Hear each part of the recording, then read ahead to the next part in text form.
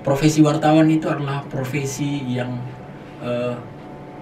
melanjutkan apa yang dikerjakan oleh para nabi. Ya. Apa itu menyampaikan pesan dan menyampaikan kebenaran. Kita bisa menonton peristiwa yang saya sebut wartawan menggulingkan kekuasaan itu pada all the president man.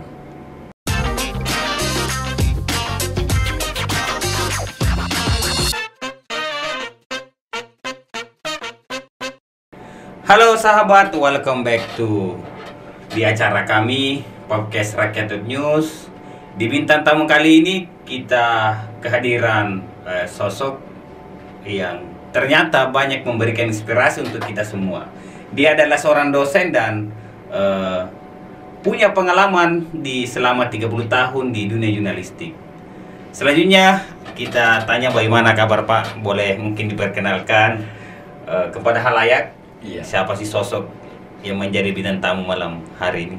Ya. Terima kasih kawan Sabri.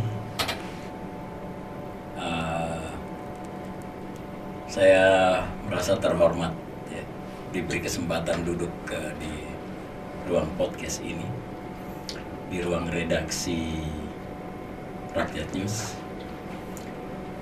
Saya adalah Zulkarnain Hamson.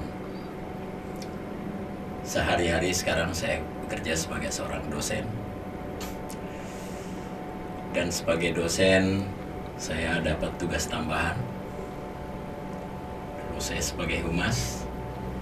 Kemudian saya diminta mengajar teknis untuk bidang jurnalistik.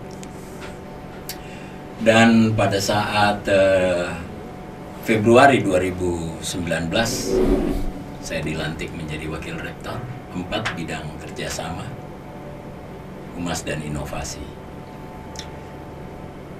Mengapa saya harus duduk di ruang podcast ini pada sore hari ini? Karena saya tergerak untuk menulis satu buku yang judulnya Etika Jurnalistik, Pengalaman dari Lapangan. Wah, luar biasa itu. Ternyata buku ini adalah buku yang saya sudah baca beberapa bagian. Ternyata pemirsa, buku ini memberikan banyak pengetahuan, terutama kepada masyarakat umum yang ingin mengenal soal jurnalistik. Dan tentunya bagi kita yang sebagai profesi jurnalis, ini sangat memberikan referensi dalam bekerja. Nah, saya ingin bertanya lebih detail, Pak. Iya. Apa sih yang membuat sehingga buku ini kita tulis dan sampai hari ini kita terbitkan? Apa yang membuat melatar belakang itu? Iya. Sebetulnya ada dua hal. Saya kira penulis-penulis buku jurnalistik yang bagus, yang berkualitas telah lahir jauh sebelum saya menulis buku ini. Juga sekarang kalau kita berbicara tentang teori-teori ilmu komunikasi, sekarang bertumbuh amat pesat. Teori saja sudah 200 lebih. Wah, banyak juga ya. Kalau untuk model-model komunikasi dalam penelitian juga sudah berkembang antara 40 sampai 60. Begitu banyak ya, begitu banyak. Pertanyaannya mengapa ke jurnalistik? Iya. Ke jurnalistik itu karena saya punya rekam jejak yang cukup panjang bermain di area ini. Terakhir saya memutuskan berhenti dari kegiatan newsroom atau ruang redaksi itu sebagai wakil pemimpin redaksi pada Fajar Group, Harian Ujung Pandang Express. Tetapi 1 tahun kemudian saya kembali lagi karena ternyata panggilan kerja jurnalistik itu panggilan yang menurut saya panggilan sampai mati. Berarti panggilan jiwa juga ya? Iya. Mungkin sebagai pasangan pendamping hidup jurnalis. Iya. Jadi saya kemudian berpikir bahwa benar kata sebagian pengamat media yang mengatakan bahwa profesi jurnalis itu adalah bukan sebuah profesi yang asal pilih, ya? Bukan.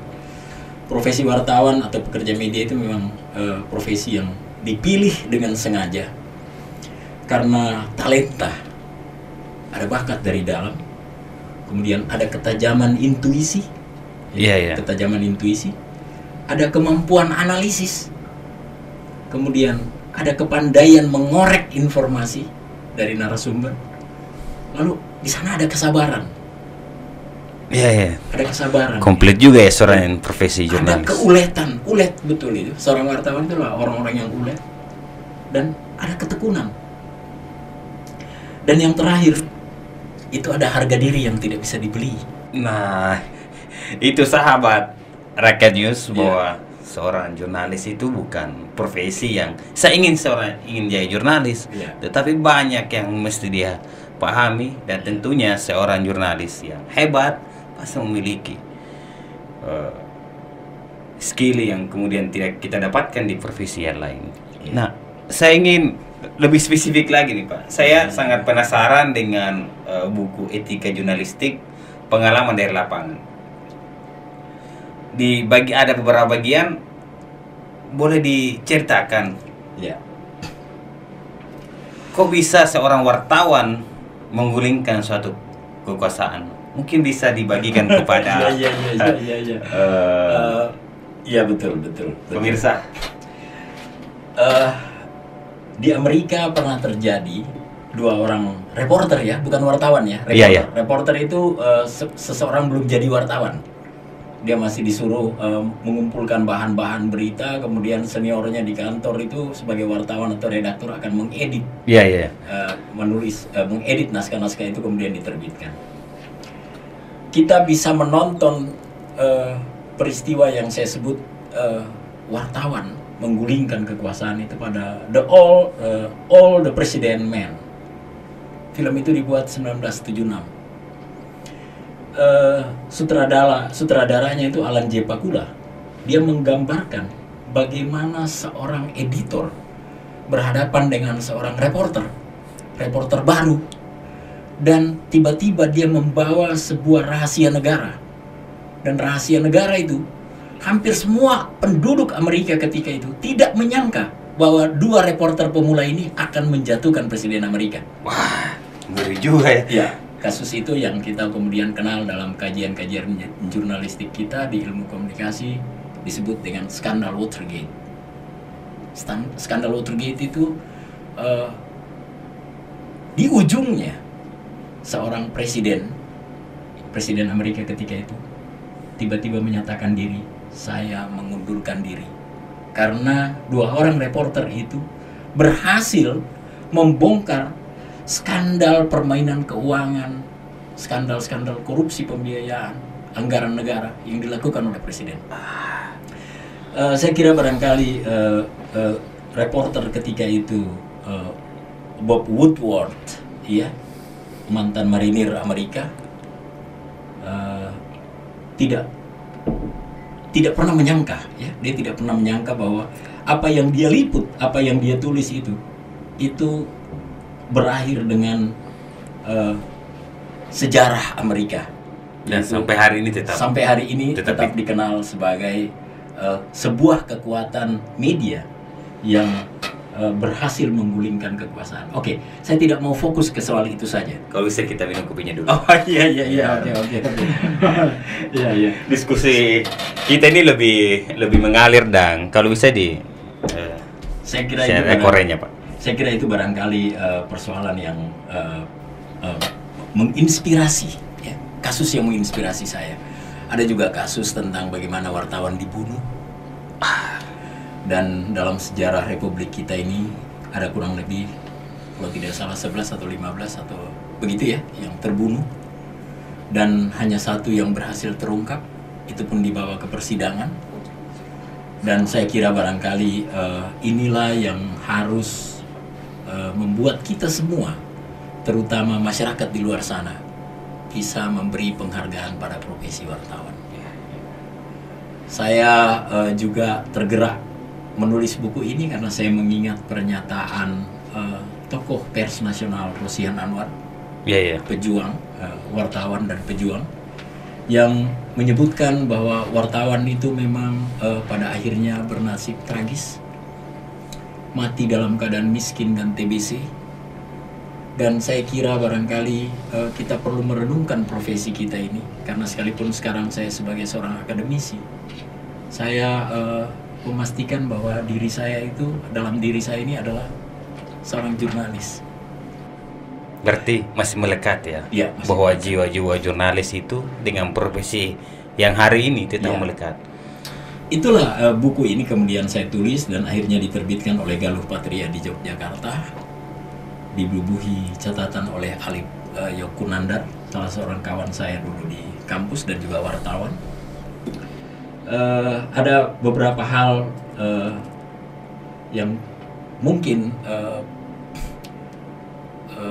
apalagi konsumen Rakyat News perlu ketahui, bahwa wartawan itu memang ternyata dalam dirinya melekat tuntutan yang amat sangat berat.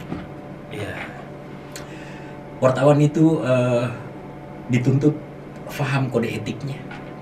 Jadi kalau dokter punya kode etik, wartawan juga punya kode etik. Ya, pemirsa, bahwa seorang jurnalis itu atau seorang wartawan itu punya kode etik yang mengatur. Ya, punya Tidak kode. mestinya kita langsung berbuat ya. Mungkin ada yang mungkin negatif, Ya. tetapi itu orang yang tidak paham dengan kode etik. Iya. Sesungguhnya bahwa seorang jurnalis itu berpegang kode etik, dan itu yang menjadi patokan kita ya Pak, Iya. seorang Iya. jurnalis.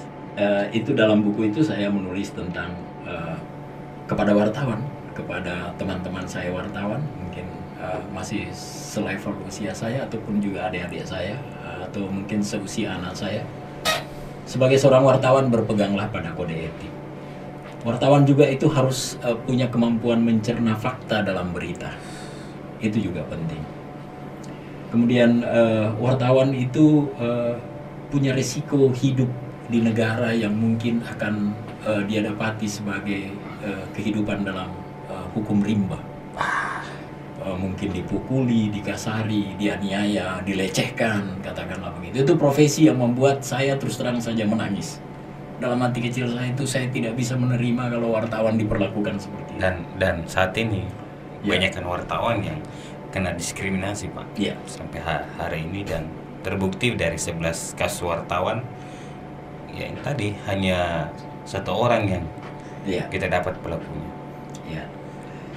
Tapi di satu sisi tugas wartawan itu, mohon maaf saya mengistilahkan ya, profesi wartawan itu adalah profesi yang melanjutkan apa yang dikerjakan oleh para nabi. Ya. Apa itu menyampaikan pesan dan menyampaikan kebenaran. Untuk sampai ke situ barangkali wartawan harus punya pengetahuan yang baik, sehingga dia tidak boleh menyampaikan sesuatu yang tidak baik. Dia harus punya aturan dan tata krama, dan dia punya etik. Itu barangkali yang penting agar dalam profesinya dia tetap terjaga. Ya, dia tetap terjaga dan terpelihara. Ya. Katanya Jadi Pak, ini kan misalnya masyarakat karena bertanya apa sih fungsinya dan kerja-kerja wartawan itu seperti bagaimana? Karena itu sangat bersentuhan kepada masyarakat misalnya. Iya. Mungkin ada yang memang klasifikasi tentang apa sih kinerja seorang wartawan ini. Iya. Apa sih kinerja? Mungkin bisa dijelaskan kepada Iya. pemirsa yang sedang. Saya kira barangkali pemirsa di rumah juga atau di mana saja mengikuti podcast ini, wartawan itu mempertaruhkan bukan saja harga diri, tapi juga nyawanya untuk mendapatkan informasi, dan informasi itu dikirim kepada masyarakat untuk masyarakat tahu. Jadi sebuah peristiwa tidak akan pernah diketahui tanpa dilaporkan, tanpa diceritakan oleh wartawan dalam berita. Makanya saya lupa, tapi kalau tidak salah termasuk Rinald Kasali itu pernah menuliskan bahwa wartawan itu adalah pesuruh dari masyarakat. Iya. Wartawan itu adalah pesuruh dari masyarakat. Jadi masyarakat menyuruh wartawan untuk carikan mereka informasi. Karena sambil tidur di rumah, sambil apalagi beraktivitas di kamar mandi, mereka bisa membaca berita. Atau di teras duduk dan membaca berita ketika dia pelanggan koran, atau menonton TV untuk mengikuti liputan-liputan. Dan wartawan ketika meliput itu mempertaruhkan nyawanya. di lokasi peperangan, di lokasi bencana, wartawan itu mempertaruhkan nyawanya untuk mendapatkan informasi agar masyarakat mengetahui informasi itu. Tapi kalau wartawan menyentuh SARA, wartawan itu dipenjara. Nah ya, susah juga ini wartawan. Susah ya, katakanlah begitu. Sangat susah juga ya. Wartawan dituntut bersikap independen, wartawan harus profesional dalam tugas jurnalistik, wartawan wajib menguji kualitas informasi sebelum disampaikan sehingga tidak ada hoaks di masyarakat. Itulah fungsi wartawan. Wartawan tidak boleh membuat berita bohong. Itu diatur dalam kode etik. Wah, ingat pemirsa bahwa wartawan itu juga wajib merahasiakan identitas korban. Wartawan menjaga profesi dan tidak menerima suap. Ini juga persoalan, ya. Katakanlah begitu. Di satu sisi godaan untuk menyuap wartawan, untuk tidak boleh menulis dan seterusnya. Wartawan juga menghargai hak embargo. Jadi saya kira pemirsa di rumah tidak boleh sewenang-wenang tiba-tiba mengambil tindakan memukul wartawan, menganiaya, melecehkan, karena ada hak embargo dan boleh mengatakan kepada wartawan, dan wartawan harus diingatkan dalam undang-undang itu diatur dan kode etik itu diatur. Saya menggunakan hak embargo untuk tidak menayangkan berita itu sebelum saya berikan klarifikasinya sampai dengan batas waktu yang saya tentukan. Katakanlah begitu. Kalau sampai batas waktu yang ditentukan, wartawan boleh mengkonfirmasi, Anda tidak mengklarifikasi dan saya akan memberitakan. Katakanlah begitu ya. Jadi tidak boleh kita menahan begitu saja berita tanpa menggunakan hak-hak. Dan wartawan harus paham itu. Teman-teman wartawan juga harus paham bahwa ada hak dari masyarakat, narasumber atau yang berperkara dan yang kita beritakan bahwa dia punya hak untuk meminta berita itu tidak ditayangkan. Berarti hak embargo ini adalah salah satu memberikan hak kepada masyarakat ya. Hak kepada masyarakat. Ya, ketika tidak ingin wawancara, ya, mereka bisa menggunakan hak embargo. Iya, saya embargo dan itu tidak boleh dipaksakan untuk katakanlah terus diliput dan diberitakan ya, karena dia menggunakan hak embargo. Itu juga harus diketahui oleh wartawan. Jadi ya perbincangan kita ini bukan kepada masyarakat saja ya, kepada teman-teman profesi juga. Kemudian wartawan itu juga tidak diskriminatif dan menjaga SARA. Ya, tidak diskriminatif dan menjaga SARA. Menghormati hak-hak narasumber. Wajib meralat dan memperbaiki kesalahan jika ada berita yang salah. Jadi jangan malu-malu memperbaiki berita kalau salah, karena itu memang diatur dalam kode etik. Sudah bikin aja pernyataan bahwa pemberitaan kemarin kami ralat karena ada kesalahan pada faktanya, dan pada media-media besar mereka melakukan itu dan itu tidak perlu malu. Kemudian menghormati hak jawab dan hak koreksi. Kalau ada yang mengirim hak koreksi, hak jawab itu digunakan, dilayani. Saya kira barangkali itu. Berarti ketika seorang narasumber ingin tidak terima dengan pernyataannya, dia bisa menggunakan hak jawabnya. Hak jawab. Dan ketika ingin seorang narasumber ya, atau misalnya tokoh masyarakat, ya, ketika diminta pertanyaan dan dia belum bisa menjawab, berarti bisa menggunakan hak embargo. Hak embargo. Berarti seorang wartawan tidak boleh angkat. Tidak boleh memaksakan. Wartawan boleh bertanya, apakah Anda mau menggunakan hak embargo? Itu juga wartawan punya kewajiban mengingatkan. Apakah Anda mau menggunakan hak embargo? Saya kasih waktu Anda untuk sampai batas waktu yang Anda tetapkan. Apakah 2 minggu, seminggu, 1 bulan? Tapi saya akan kembali lagi untuk mempertanyakan itu. Artinya tidak perlu terjadi konflik, tidak perlu terjadi penganiayaan, tidak perlu terjadi pelecehan, tidak perlu ada tindakan kasar terhadap wartawan. Dan ingat, wartawan bukanlah pemilik kebenaran yang sebenarnya. Jadi jangan wartawan tiba-tiba merasa bahwa dialah yang paling benar, kemudian menuliskan semau-maunya dan orang jadi korbannya, atau lembaga dicemarkan nama baiknya karena menuliskan pada lembaga itu terjadi kasus A, B, C dan seterusnya. Saya tidak mau mengatakan korupsi, tapi bisa saja bukan korupsi, tapi itu diberitakan dan lembaga atau pribadi merasa bahwa dia dirugikan dengan berita itu. Jadi saya kira barangkali inti buku ini mengingatkan beberapa poin itu. Saya kira cukup banyak, kurang lebih 16-17 poin. Penting sekali wartawan mengetahui hal itu. Saya kira itu. Dan mungkin banyak yang mungkin kita tidak dapatkan di literasi lain. Ternyata setelah kita baca buku ini, ternyata banyak pengalaman yang betul-betul dari tulisan buku ini bisa menjadikan pengalaman kita sendiri. Nah, terakhir mungkin menjadi pertanyaan kita, bagaimana sih menggunakan fakta opini dalam sebuah berita? Nah, ini yang mungkin bisa dijelaskan kepada masyarakat bahwa ternyata ada memang aturan-aturan yang mengatur. Ya, fakta opini. Iya. Saya tidak berani mengklaim bahwa itu adalah cara saya mengkonstruksi. Jadi jangan sampai ada yang mengatakan saya mengaku bahwa itu adalah penemuan saya. Tidak. Sebelumnya sudah ada orang melakukan kajian itu. Tapi saya berusaha mendetilkan. Fakta opini adalah fakta yang berkaitan dengan pernyataan seseorang yang dikarenakan pengetahuan dan persepsinya atau keahliannya. Jadi ketika kita berkaitan dengan menyebutkan fakta opini itu sebetulnya ada dua. Dan ada dua itu, di dua itu ada turunannya 3 di bawahnya. Pertama, ya, jadi kita minum kopinya dulu, Kak. Oh, begitu ya. Iya, oke, terima kasih ya. Jangan terlalu. Fakta opini yang pertama adalah fakta opini yang wartawan menuliskan berita tanpa mewawancarai seseorang. Nah, ini dia. Itu fakta opini oleh wartawan. Nah, ya. Fakta opini kedua adalah fakta opini yang betul-betul diatur dalam etika penulisan berita. Apa itu? Narasumber. Ya. Anda mewawancarai saya mewawancarai Anda, itu fakta opini. Anda berbicara. Nah, namun yang perlu diketahui oleh seorang wartawan, jika itu berkaitan dengan fakta opini, ada 3 hal yang menjadi turunan dari fakta opini itu. Fakta opini itu harus terkait dengan keahlian. Keahlian seperti apa ini maksudnya? Misalnya, kalau Anda mau wawancara tentang COVID, Anda jangan wawancarai ahli politik, Pak. Nah, ini yang susah ini. Bapak mesti wawancarai seorang dokter.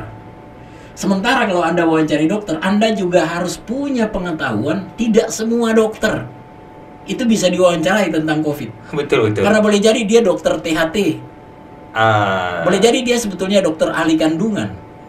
Kalau Bapak berbicara tentang dokter dan dia dokter ahli virus, itu benar. Nah, Artinya fakta opini juga harus berkaitan dengan keahlian orang. oh iya. Fakta opini juga harus berkaitan dengan kemampuan pengalaman seseorang. Jadi Anda jangan tanya bagaimana membuat perahu yang baik kepada orang yang tidak pernah bikin perahu. Nah, itu dia. Kadang mungkin banyak juga yang terjadi ya. Iya. Belum dia alami, dia sudah. Ya, katakanlah begitu ya. Makanya sekarang banyak komentar, banyak yang melecehkan komentator atau narasumber di media dengan mengatakan ketika sebuah pesawat jatuh, bermunculan banyak sekali pengamat-pengamat penerbangan. Orang bertanya, apakah Anda punya kapasitas berbicara dalam fakta opini untuk mengomentari jatuhnya pesawat itu? Ternyata dia punya pengalaman sebagai seorang biro perjalanan, travel. Menjual tiket penerbangan. Dia tidak berhak berkomentar tentang jatuhnya pesawat. Harus ahli penerbangan, harus ahli pesawat yang bisa berbicara tentang itu. Itu katakanlah begitu. Berarti ini bisa juga mempengaruhi masyarakat ya? Ya, itulah yang menyebabkan ketika wartawan salah mengambil fakta opini, dia membodohi masyarakat. Karena dia mengambil narasumber yang salah sebagai fakta opini, masyarakat bukan dicerdaskan. Artinya dia menjauhi fungsi media untuk mendidik masyarakat. Media itu mendidik masyarakat. Ketika wartawan salah memilih fakta opini, dia membodohi masyarakat. Wah, hati-hati. Katakanlah begitu ya. Ada terakhir. Ya. Terakhir, fakta opini berdasarkan kewenangan dan jabatan. Nah, seperti apa itu, Pak? Humas. Iya. Pimpinannya tidak mau bicara. Saya sudah delegasikan kepada Humas. Humaslah yang berhak mengeluarkan fakta opini, menjelaskan bahwa ini dan seterusnya dan seterusnya. Karena kewenangannya sebagai Humas, ditunjuk untuk berbicara kepada media. Jadi tidak semua orang boleh berkomentar. Makanya di kantor-kantor juga jangan Anda berkomentar karena bukan bidang Anda. Di kantor-kantor, kepala kantornya bahkan mengatakan bahwa silahkan Anda berhubungan dengan Humas saya. Seperti itu. Artinya fakta opini yang saya sebut 3, mohon maaf, mungkin sebelumnya orang sudah mengkajinya. Saya lagi sementara mendalami itu karena saya pernah merasakan sebagai seorang humas. Ya. Saya kira barangkali itu Pak Dir ya. Ya, mungkin untuk pemirsa di rumah mungkin ada pesan yang ingin disampaikan. Mungkin terakhir, bagaimana trik menghadapi seorang wartawan mungkin? Ya, ini persoalan paling besar sekarang. Pekan lalu, 2 hari lalu saya ditelepon oleh salah seorang kolega saya di daerah. Dia kebetulan katakanlah pejabat di daerah. Dan dia mengatakan bagaimana Pak Sul menghadapi orang yang datang dan mengaku sebagai wartawan, kemudian memaksa-maksa saya untuk harus mengungkapkan beberapa data-data pekerjaan saya dan seterusnya. Saya cuma mengatakan bahwa jika itu berkaitan dengan informasi publik dan tidak perlu dirahasiakan, berikan. Tapi pertanyaannya, apakah yang dia butuhkan itu adalah memang data dan fakta-fakta? Ya. Kalau ternyata yang dia butuhkan itu adalah bagian dari rencana tawaran kerjasamanya untuk iklan, untuk promosi dan seterusnya, itu harus distandarisasi pada kode etik yang mengatur hubungan atau keterkaitan bisnis. Tidak boleh dijadikan berita itu sebagai alat memeras atau menekan atau katakanlah untuk menakut-nakuti orang. Nah, ingat, mungkin itu sangat menjadi tantangan kita semua ya. Oh, jangan sampai bahwa berita itu akan menjadi alat memeras, menekan, dan tentunya itu menjadi tantangan kita kepada oknum-oknum yang melakukan hal tersebut. Mungkin itu yang menjadi kendala kita. Makanya mungkin ini adalah referensi untuk kita semua, walaupun bukan seorang jurnalis, ketika paham dengan buku ini tentunya mampu menghadapi seorang jurnalis. Mungkin terakhir Pak, apa sih harapan semua ini Pak? Mungkin dari buku ini apa harapan terbesar tentunya yang ingin diberikan kepada masyarakat? Saya masih menyiapkan satu buku lagi dan saya berharap 2021 buku itu bisa terbit karena ini buku 2020. Dan harapan terbesar saya masyarakat memahami profesi wartawan dengan baik, dan dengan pemahaman yang baik itu seorang wartawan tidak diperlakukan diskriminatif, seorang wartawan dihargai, dan sebaliknya seorang wartawan harus menghargai masyarakat dengan semua kompleksitas yang masyarakat hadapi.